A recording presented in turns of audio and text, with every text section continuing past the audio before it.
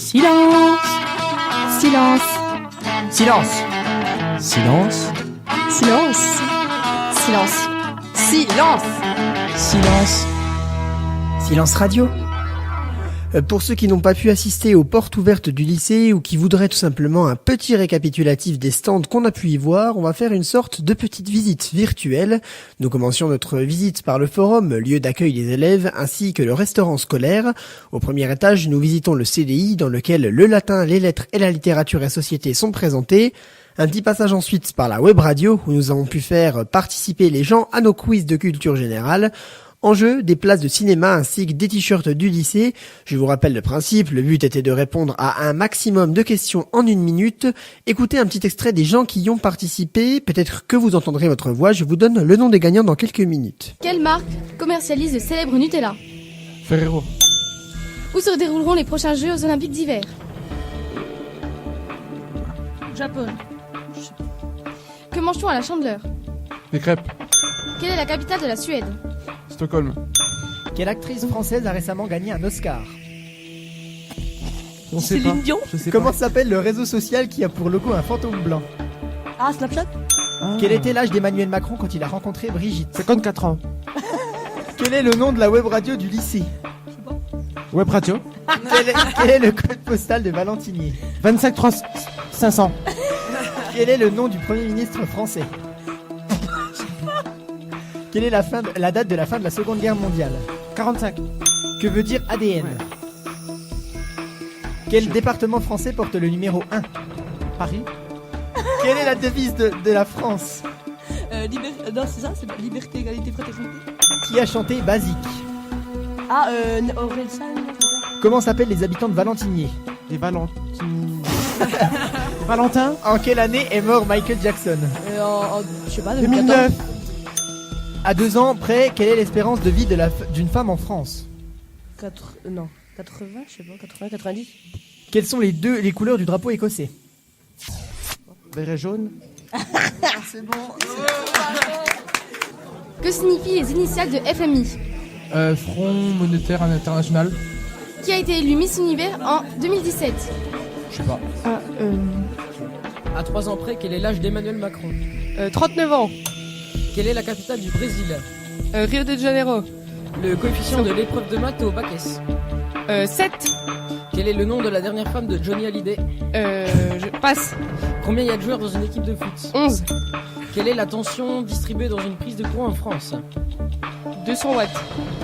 Quel est le score du dernier match du FCSM? Oh là, j'en sais rien, passe. Quelle est l'année du début de la 5ème République?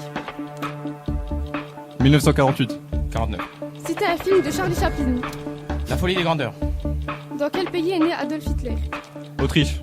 Allemagne. À quel âge est-on à la retraite en France? 65 ans. Trop tard. Que signifie le signe de la filière d'enseignement STMG? Sciences technologiques et mécaniques de charbon. Management. Qui chante les lacs de Connemara? Michel Sardou. En quelle année ont lieu les Jeux Olympiques d'été de Paris? 2024. Combien y a-t-il de nuances degrés? 3. Quel est le nom de la web radio du lycée? Silence radio. Quel est le code postal de Valentinier? 25 700. Quel est le nom du Premier ministre français? Philippe, je sais plus quoi. Cite-moi un film de Charlie Chaplin. L'état moderne. Dans quel pays est né Adolf Hitler? Un peu en Autriche. Quel est l'âge de la retraite en France? 62 ans. Que signifie la filière d'enseignement STMG? Sciences et techniques du management et de la gestion. Des participants parfois très cultivés et justement, nos gagnants dans la catégorie visiteurs sont Christina Muller avec 18 points. Comment s'appelle le président de la Russie? Vladimir Poutine. Combien y a-t-il de nuances degrés? 50. Qui a remporté la Champions League en 2017? Manchester. En athlétisme, qui détient le record du monde du 100 mètres? Usain Bolt. Avec quelle région la Franche-Comté a-t-elle fusionné? À qui appartient Facebook? Mark Zuckerberg. Dans quel autre pays du monde parle-t-on français? Au Canada. Bravo Christina, vous avez donc gagné 2 places de cinéma pour aller voir le film de votre choix au Mégarama d'Audincourt. Viennent ensuite Juliette et Rémi Lidouane avec 10 points. Dans notre région, quelle race de vache donne son lait pour fabriquer le comté? À Montbéliard. Quelle est la boisson, autre que l'eau, la plus consommée dans le monde? Le coca. Quel tropique se trouve au sud de l'équateur? Le tropique du Capricorne. Qui a écrit Les Misérables. Quel scientifique est né à Dole et à l'origine de la découverte du vaccin contre la rage? Ou pas. Où a eu lieu l'Euro de foot 2016? En France. Bah, dans tout le monde. Bravo à vous, on vous offre aussi 2 places de cinéma pour aller voir le film de votre choix. Et puis, en 3e position arrive Kenzie Fedal avec 10 points également. Malheureusement, vous avez été départagé avec la question du nombre d'habitants en Mongolie et vous étiez plus loin, mais félicitations tout de même. De quelle couleur sont les uniformes de la gendarmerie? Vert. Quel animal symbolise la France? Le coq. Dans quel océan se trouve l'île de la Guadeloupe? Antarctique. Non. Méditerranée. Non, On passe. Quelle marque commercialisait le célèbre Nutella? Passe. Où se trouvent les prochains JO d'hiver? Russie. Que mange-t-on à la Chandeleur? Passe. Quelle est la capitale de la Suède? Stockholm. Bravo, vous gagnez donc un t-shirt du lycée Armand Peugeot, donc vous ne repartez pas les mains vides quand même. Les 9 autres visiteurs les plus hauts dans le classement repartiront également avec un t-shirt du lycée pour les remercier d'avoir participé. Dans la catégorie élèves du lycée, cette fois-ci, vous l'attendez tous. En première position, nous avons Imad Azemri et Michael Monjournal avec 14 bonnes réponses. Quelle est la capitale de la Suède? Stockholm. Quel célèbre tournoi du Grand Chelem se déroule en France, près de Paris? Roland Garros. Quelle langue parle-t-on au Brésil? Portugais. Quel est le vrai nom de Jules? Julien Marie. Quel célèbre bonbon est la spécialité de la ville de Nancy? Je sais pas. Quelle est la boisson, autre que l'eau, la plus consommée dans le monde? Coca. Quel tropique se trouve au sud de l'équateur? Capricorne. Bravo à vous deux, vous repartez avec une place de cinéma au Mégarama d'Audincourt. Et c'est ensuite Riyad Foudzi qui arrive en 2e position avec 12 points. Où a eu lieu l'Euro de foot 2016? En France, Quel grand festival de musique est organisé à Belfort chaque année au mois les de juillet? Européennes. Si tout se passe bien, combien d'années passe-t-on au lycée? 3 ans. Où a lieu la prochaine Coupe du Monde de foot en juin En Russie. 2018? Quel sport allie ski de fond et tir à la carabine? Biathlon. Quel acteur joue James Bond au cinéma? Passe. Quel monument antique est un symbole de la ville de Rome? L'amphithéâtre. Où se dérouleront les prochains Jeux Olympiques d'été? Au Japon. Bravo à toi, Riyad, tu gagnes également une place pour aller voir le film de ton choix au cinéma d'Audincourt. Les portes ouvertes ne se sont pas limitées à des quiz, mais aussi à des interviews et des micro-trottoirs. On vous propose de faire une sorte de visite virtuelle du lycée pour ceux qui n'ont pas pu venir ou qui souhaiteraient avoir un petit débriefing. Et on commence tout de suite par l'interview de Madame Muninger dans laquelle nous avons pu l'interroger sur le lycée, mais aussi sur des aspects plus personnels. Écoutez. Alors, Madame Muninger, on a quelques questions à vous poser sur vous. Alors, tout d'abord, depuis quand vous êtes proviseur du lycée Armand Peugeot? Alors, je termine ma 3e année en tant que proviseur du lycée Armand Peugeot de Valentinier. Et alors, présentez-nous un peu votre établissement, qui donc aujourd'hui c'est les portes ouvertes du lycée Armand Peugeot. Présentez-nous un petit peu votre établissement. Un établissement qui accueille cette année plus de 700 élèves, avec 2 dispositifs un peu particuliers de décrochage scolaire. Un lycée général et technologique avec 8 classes de seconde, 8 classes de première, 8 classes de terminale et des filières S, ES, STMG et L. Et si vous deviez vendre votre lycée, pourquoi s'inscrire au lycée Armand Peugeot? Parce que c'est un établissement agréable où les élèves sont investis, où les enseignants et les autres personnels sont également très très investis et font preuve d'un grand professionnalisme. Et quel message souhaitez-vous justement adresser à nos visiteurs du jour, donc élèves et parents qui font la visite aujourd'hui? Profiter de ce moment de découverte, parce que ensuite, lorsqu'on est dans le lycée en tant qu'acteur, les choses se passent très très vite, mais aussi profiter des propos des uns et des autres, des élèves, des personnels, et de tout ce qu'ils ont à vous apporter. Alors, question maintenant un petit peu plus personnelle, sur votre portrait chinois, si vous étiez une matière scolaire, qu'est-ce que vous seriez? L'allemand. Un plat? Le tiramisu. Donc un dessert, bon bah voilà. Un animal? Un cheval. Une couleur? Le bleu. Une boisson? De l'eau. Un sport? Le football. Une chanson? L'hymne à l'amour. Un pays?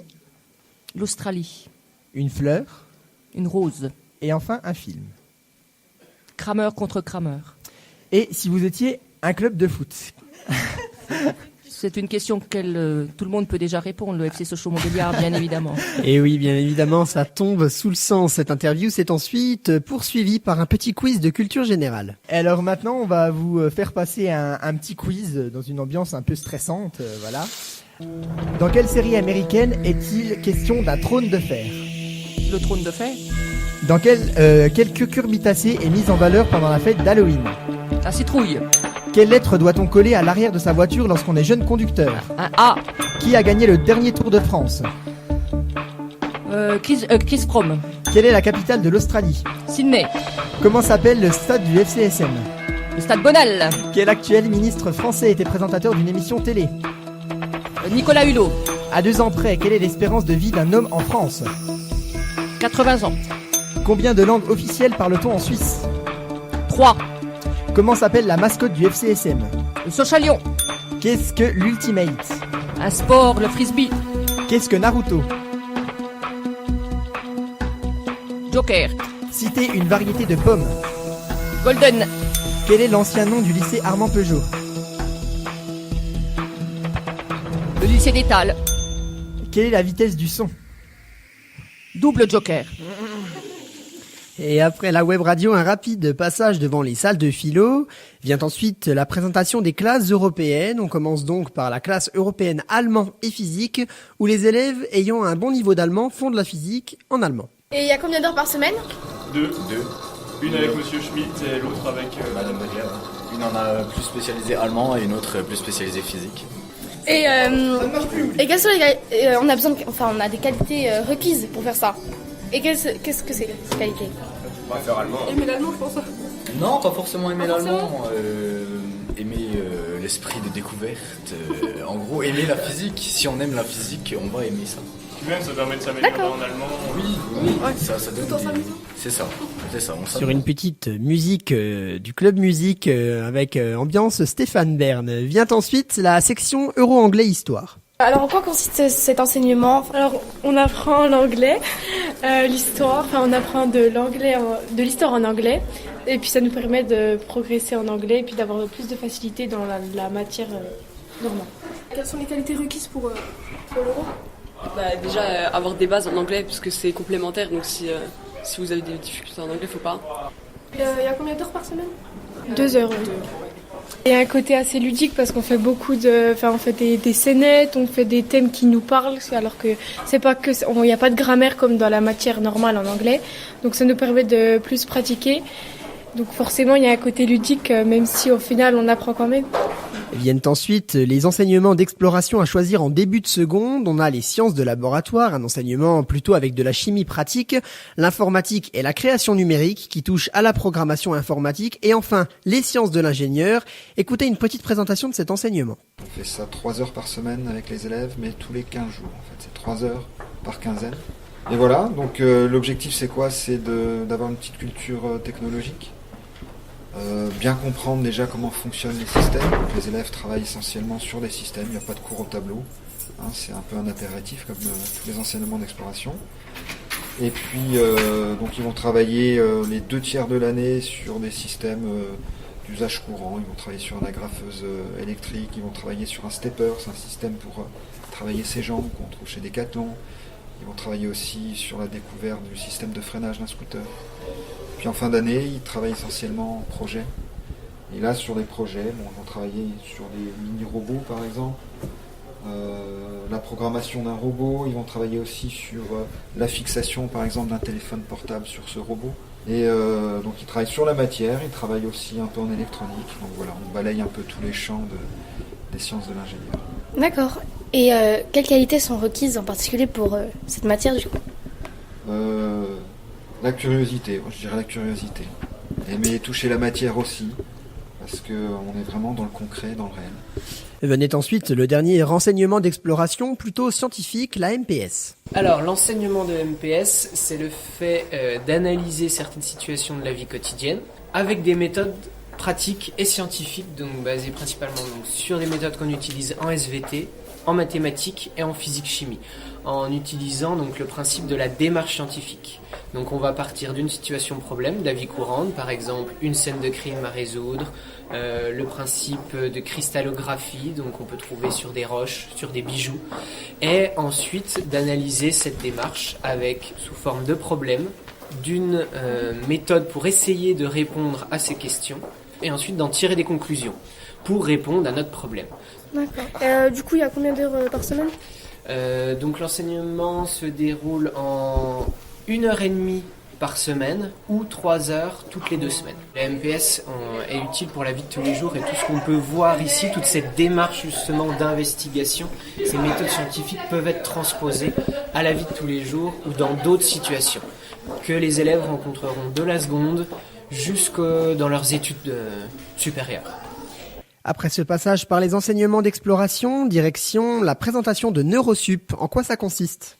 On applique des méthodes par rapport à notre cerveau pour mieux réviser. Pour mieux travailler, avoir des meilleures notes. Et c'est un enseignement d'exploration ? Non, c'est juste notre classe. Comme ça, on a dit il y a, 1000 et quelques classes dans la France qui font ça. Donc vous êtes les privilégiés, quoi. C'est pendant les heures de midi ou pendant... Non, en fait, c'est pendant les heures de cours. Ils nous donnent des méthodes et... on a peut-être faire, on a peut-être une petite séance. Ouais. Et ça vous a aidé ? Oui. Donc est-ce que vous conseilleriez les élèves d'essayer de faire ça ou... Oui, pour tout ce qui est révision, apprendre, tout ça, c'est plus simple et puis plus condensé, on va dire. Après ça, un passage par différents autres clubs qui peuvent vous occuper en dehors des cours. On a le club musique par exemple. On peut se réunir tous les midis après avoir mangé, donc de midi et demi jusqu'à 1h30. On a un peu tous les instruments, il y a un peu n'importe qui peut venir pour soit jouer, s'entraîner, travailler, etc. Et il n'y a pas forcément besoin d'avoir un niveau ou quoi que ce soit, même pour débuter, ça peut être sympa, se retrouver tous ensemble. Un petit passe-temps de la journée pour un moment de pause entre les cours.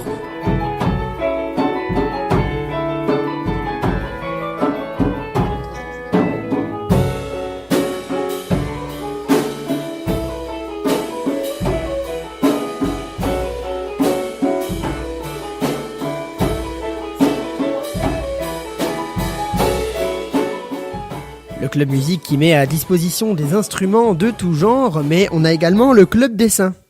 C'est un club qui ouvre donc entre midi et demi et 13h tous les jours. Et donc un club où on peut venir non seulement dessiner mais aussi faire des origamis, de la peinture, de l'encre de Chine. On peut explorer plein de techniques pour faire les dessins qui nous tiennent à cœur. Pas forcément, il n'y a pas de notes, il n'y a pas de contraintes, c'est vraiment libre et on fait à peu près ce qu'on veut, quoi. Et oui, c'est vrai qu'il y a aussi, comme je disais, il n'y a pas de contraintes, mais on peut aussi initier plein de projets. On fait beaucoup d'affiches pour, par exemple, les événements de vente de roses. Alors l'année dernière, c'était la RTC, je crois, et cette année, c'est pour l'UNICEF. On fait aussi des affiches pour le carnaval. On fait des panneaux, donc des panneaux, des peintures en fait pour ceux qui demandent. Et puis en ce moment on est sur un projet de Rubik's Cube parce qu'il y en avait un devant le lycée il y a quelques années qui était tout moisi. Du coup on en a refait un donc avec des panneaux de bois et là on est en train de le peindre et on espère pouvoir terminer avant le bac. Ou bien encore le club jeu de rôle dont on n'entend pas beaucoup parler. C'est quoi le but de ce club ? C'est imaginer des trucs et le partager avec des amis, avec des amis avec qui on va créer. Nous on est là pour créer des images, pour imaginer et faire des choses. Et si ça vous intéresse, trouver des gens qui vous plaisent, et puis vous n'êtes même pas obligé de faire du jeu de rôle avec nous. Le jeu de rôle, c'est quelque chose qu'on commence à l'enfant, et si on aime vraiment imaginer ça avec des livres et des choses plus grandes, on peut faire ça jusqu'en étant adulte.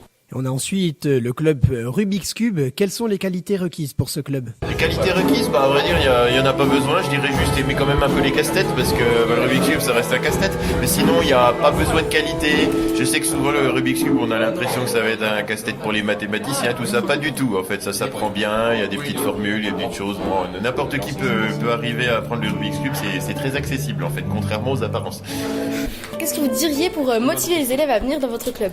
Qu'est-ce que je peux dire pour qu'ils viennent ? Je dirais s'ils sont curieux, s'ils ont envie malgré tout d'essayer, on va dire un casse-tête qui pour beaucoup est on va dire emblématique, en plus d'une époque, qui est peut-être plus l'époque actuelle, mais s'ils ont envie d'essayer, de résoudre des casse-têtes, parce qu'il n'y a pas que les Rubik's Cube, s'ils ont envie de jouer, avec des petits défis logiques, des petites choses comme ça, faut qu'ils viennent. Alors c'est sûr, il faut avoir un certain appétit malgré tout pour ces choses-là. Quelqu'un qui n'aime pas du tout tout ce qui est logique, c'est pas la peine qu'ils viennent. Mais bon, voilà. Et on a enfin le club UNICEF qui s'est créé dernièrement. Le club UNICEF s'est créé au mois de janvier. Notre projet principal cette année est concentré sur le thème des enfants migrants et réfugiés. Alors on s'est concentré sur la malnutrition et nous comptons faire une vente de roses à l'occasion de la fête des mères et l'argent récolté sera versé pour acheter des remèdes afin de remédier à la malnutrition. Si vous avez envie de vous engager pour une bonne cause, c'est l'occasion, surtout que c'est un tout nouveau club et puis on serait vraiment content que le club puisse perdurer dans les années à suivre. Voilà, donc si vous poursuivez votre scolarité au lycée, n'hésitez pas à vous inscrire pour faire vivre un des clubs du lycée. Allez, un petit passage par le CVL, ensuite le conseil de vie lycéenne. En gros, on a été élus par les élèves du lycée et puis on est là pour représenter tous les élèves du lycée vis-à-vis de... des actions. Oui, on fait des actions. En gros, on est là pour voter les actions, genre les restos du cœur. Et là, avant, on est là aussi pour organiser des événements, genre le carnaval. On est juste là pour représenter les élèves, pour voir si par exemple les élèves veulent ajouter des bancs dans le lycée, etc. On peut demander à la proviseure de voir si on peut rajouter des trucs, etc. Et un petit détour par la langue vivante 3 du lycée maintenant, l'italien. Donc l'italien LV3 est présent au lycée à partir de la seconde en tant qu'enseignement d'exploration. Les élèves qui entrent en seconde doivent obligatoirement choisir 2 enseignements d'exploration. Un premier, donc entre PFEG et SES, et puis un deuxième où là ils ont beaucoup plus le choix et où ils peuvent choisir éventuellement s'ils ont envie de commencer une 3e langue au lycée, l'italien LV3. C'est le seul lycée du pays de Montbéliard qui propose cette option. C'est une option, du moins un enseignement d'exploration qui est présent en seconde et qui est le seul à pouvoir être poursuivi jusqu'en terminale, avec des coefficients différents selon les sections et avec une appellation différente aussi selon les sections. Ce qu'il est important de savoir, c'est que si l'on choisit italien 3 en seconde, en 2e enseignement d'exploration, on aura, durant cette année de seconde, 3 heures hebdomadaires consacré à l'apprentissage vraiment des bases de l'italien, c'est-à-dire parler de soi, commander dans un restaurant, réserver un hôtel, bref, tout ce qui peut être en rapport avec la vie quotidienne là-bas dans le pays. Par la suite, si l'élève décide de continuer l'italien 3 jusqu'en terminale, chaque année, il est organisé un voyage avec bien sûr comme destination l'Italie, mais la visite de villes différentes selon les années. Donc cette année, nous partons avec 60 élèves visiter Rome et Naples. L'année dernière, nous étions sur Gênes, Bologne et Vérone. Donc voilà, les destinations changent, mais les élèves sont toujours enchantés d'y aller et on garde vraiment de bons souvenirs. Donc voilà, si le cœur vous en dit, italien LV3. Et Madame Babolène nous citait donc les PFEG à l'instant. On découvre ce que c'est maintenant et en quoi ça consiste. Rien à voir avec l'italien quand même. Alors ça consiste à analyser donc l'économie au niveau micro-environnement, c'est-à-dire qu'on va étudier essentiellement les entreprises et les acteurs de l'économie, donc les individus, les ménages, les administrations. Donc on aborde vraiment plusieurs sujets. La différence avec les SES, c'est que justement SES, ça va être macro-environnement et ils vont être plus axés sur la société en général que sur les entreprises elles-mêmes. Et en ce moment, par exemple, les PFEG sont en train de créer une mini-entreprise en collaboration avec Entreprendre pour apprendre. Donc c'est une association qui nous aide justement à créer cette entreprise. Et ils sont en totale autonomie, ils travaillent vraiment du début jusqu'à la fin tout seuls, jusqu'à ce qu'ils puissent commercialiser leurs produits tout seuls. Et après, ils doivent représenter le lycée au salon régional donc de la mini-entreprise. Qu'est-ce que vous diriez aux élèves pour qu'ils viennent plutôt en PFEG qu'en SES ?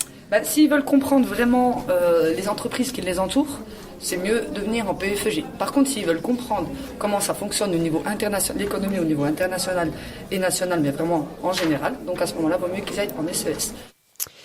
Et alors la PFEG s'oppose à son principal concurrent, les SES. On écoute le son de cloche des élèves de cette matière, justement. Alors on étudie de l'économie, donc de l'économie au niveau mondial. On étudie des phénomènes de la mondialisation, tout ça, le commerce, la monnaie, des choses comme ça. Et on fait de la sociologie aussi, donc on étudie par exemple comment on est poussé à acheter telle ou telle chose, comment la famille, l'école jouent un rôle important dans la socialisation, voilà, des choses comme ça. D'accord. Et pour vous, quelles qualités sont requises pour pouvoir suivre le cours d'SES ? Je pense qu'il faut être assez curieux, assez ouvert d'esprit, s'intéresser à l'actualité, parce que c'est quand même assez important. Voilà. Combien il y a d'heures par semaine sur l'année de seconde ? Sur l'année de seconde, 1h30. Il y a 1h30 de SES. On n'est pas beaucoup, on est 25 en classe. C'est plus facile pour apprendre qu'à 35. D'accord. Ça permet de comprendre la société, ça permet de comprendre quand on regarde le journal télévisé, par exemple, de comprendre de quoi on parle quand on parle d'économie. Et puis les élèves et profs de STMG étaient là aussi pour présenter leur filière. De quoi sont composées les heures de cours en STMG ? On fait du droit, de l'économie, de la science de gestion et du management. C'est les matières primordiales. Voilà. Sinon après on fait tout ce qui est banal, genre maths, histoire. Les matières générales, sauf physique et SVT. C'est une filière comme les autres en fait, faut être déterminé, faut vouloir travailler en fait. Si on se donne les moyens on peut y arriver, sinon c'est comme toutes les autres filières, on n'y arrive pas, on a une mauvaise moyenne. Faut être curieux aussi pour s'intéresser à toutes les choses. Il faut savoir écrire, aimer écrire. Et développer. Parce que développer, tout le temps développer. En STMG on apprend des choses sur le droit en fait, qui peut vous aider dans la vie quotidienne en fait. Quotidiennement ça peut vous aider, ça peut aider vos parents, vos proches. On visite ensuite un dernier enseignement d'exploration, les arts du spectacle. Cet enseignement a comme but de confronter l'élève à la création contemporaine. Et quelles qualités sont requises pour vous pour participer ? Alors pour participer, il faut déjà avoir un esprit d'ouverture sur le monde culturel, s'ouvrir également sur les autres, accepter les différences. Il faut aussi accepter de prendre la parole devant la classe, d'avoir des qualités de création, d'imagination. Apprendre à travailler en groupe, c'est important. Et puis aussi réfléchir à ce qu'est l'art et à quoi qu'est-ce que l'art apporte dans la vie. Combien y a-t-il d'heures par semaine ? Il y a 1h30 par semaine qui sont organisées en 3 heures par quinzaine. Et pourquoi pensez-vous qu'il faut choisir votre enseignement ? Alors, il me semble que c'est possible de choisir parce que vous êtes une personne ouverte, parce que vous avez envie de découvrir ce qui se passe autour de vous. Vous n'êtes pas que des élèves scolaires. Vous avez envie d'inventer, vous avez envie de voir ce qu'il y a vraiment autour, ce qui se crée en danse, en théâtre, en musique. Voilà, vous n'êtes pas que des élèves. Vous êtes des personnes. Est-ce qu'il y a une question qui vous a été fréquemment posée ce matin pendant les bourses ouvertes ? À quoi ça sert pour la première terminale ? Donc ça sert à prendre confiance en soi, ça sert à parler devant les autres et acquérir de plus en plus de connaissances qui sont plus que des connaissances scolaires. C'est un petit plus. On parle ensuite de la section sportive Ultimate avec Madame Delcombel-Tantal, professeure de PS. Les entraînements ont lieu le mardi après-midi. Ils ont 2 heures d'entraînement avec un coach sportif qui est extérieur au lycée. Et le vendredi, 1 heure avec Madame Beurry-Sassu, qui est coach aussi. Pourquoi Ultimate ? Parce que beaucoup d'élèves pratiquent l'Ultimate en collège, notamment le collège de Mandeur et de beaucoup d'élèves sont en club. Et donc, pour approfondir leur technique et pour avoir des heures de pratique en plus, on a créé la section Ultimate et ces élèves peuvent s'inscrire donc à cette section. Pour pratiquer l'Ultimate, alors on vient d'en discuter avec les élèves. Il faut avoir une bonne technique, il faut être endurant et il faut être fort moralement. Il faut savoir perdre pour mieux gagner. Il faut donc accepter la défaite. Il faut un esprit d'équipe, puisque c'est un sport collectif. Et c'est une expérience extraordinaire pour les élèves qui peuvent atteindre les championnats de France. Et enfin, on parle un peu du micro-lycée, un dispositif pour les élèves en décrochage scolaire. Le micro-lycée, c'est un lycée à l'intérieur du lycée Armand-Peugeot qui permet d'accueillir les élèves décrocheurs, c'est-à-dire en rupture scolaire, où on les aide pendant une année, parfois 2 années, à revenir dans le système et à aller chercher un bac sur les 4 filières S, ES, L, STMG. Voilà, le circuit est maintenant terminé. Beaucoup d'élèves et de profs étaient présents pour ces portes ouvertes. Pourquoi avez-vous eu envie de participer aux portes ouvertes ? Vous avez répondu à cette question. Parce que je pratique de la danse, parce que j'ai fait des études d'histoire de l'art et parce que je me dis que tout ça, je peux le partager et aller au-delà de l'éducation physique. Oui, présenter notre club et puis surtout donner envie aux prochains élèves d'y venir. C'est pour montrer que le lycée Armand-Peugeot s'occupe aussi des élèves qui sont en difficulté.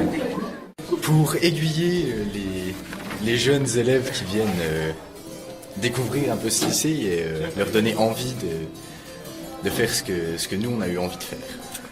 C'était vraiment pour présenter aux autres, pour donner l'envie. Voilà, donner l'envie parce que c'est vraiment une matière assez intéressante et donc c'est pour ça qu'on a décidé de montrer notre talent à tout le monde. Parce qu'on aime bien notre filière. On représente les ES. Voilà. Eh bien, merci à tous d'avoir participé à cette émission. Merci à Maë, Alex et Lisa pour les interviews. On se retrouve le mois prochain pour nos petites émissions d'avril, car nous n'aurons pas le temps d'en réaliser une grosse comme habituellement. Bonne journée et à bientôt sur Silence Radio. Silence! Silence! Silence! Silence! Silence! Silence! Silence! Silence! Silence Radio.